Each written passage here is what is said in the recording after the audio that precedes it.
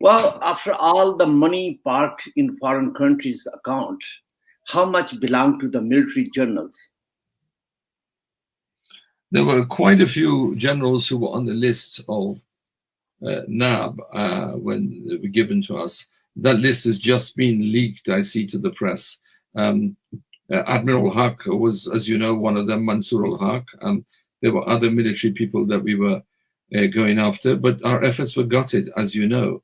And so there were quite, I don't, from memory, I can't speak. We are talking events of 20 years ago, but there were quite a few military people. And it's not surprising because the military have been calling the shots.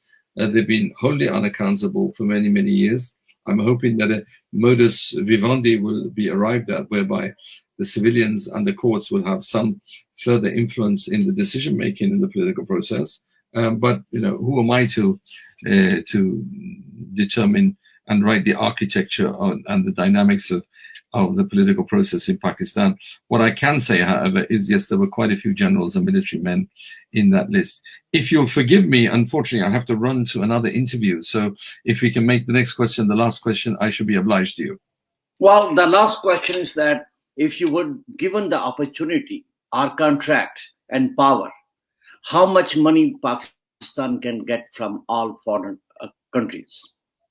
I take Imran's assertion that something like $200 billion has been stolen from Pakistan. I take that seriously. I saw enough evidence of mind-boggling, astronomical figures that had left Pakistan to believe that, yeah, 200 billion, Imran is not exaggerating, I don't think. So even when I say to you, how much would you get back? Well, we're talking 30, 40 years. So we'll be able to get back a substantial amount because the world's a very small place. We're talking 20 years ago when we were doing this. Today, on the little iPhone in your hands that I can see that you were occasionally visiting, you can know what's going on in the smallest village in the remotest part of Indochina and within seconds.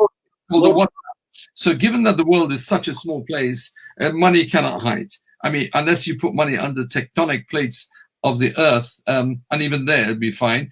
We'll be able to find it. If 200 billion is stolen and we recover 10%, that's $20 billion, which is not a bad day's work. And it'll buy plenty of hospitals and plenty of clean water and plenty of solar power so that Pakistan doesn't have to fall into darkness every other day because the grid is unable to do that. So yes, I would be happy to serve the people of Pakistan, but obviously under new protocols so that they don't do again what they did last time. Mr. Musavi, you are doing excellent job. Your services are great. And for the poor peoples like Pakistan's, I hope you will get the contract and bring it back poor people's money, which is sitting in foreign countries. But thank you very much for your time, sir. I mean, it was a pleasure to have you in our show. We will do it again, though. Thank you very much indeed. It's great. Thank you. It's been a pleasure to be with you. Thanks. Goodbye. Goodbye, though. तो ये थे जनाब mister मसावी साहब थे और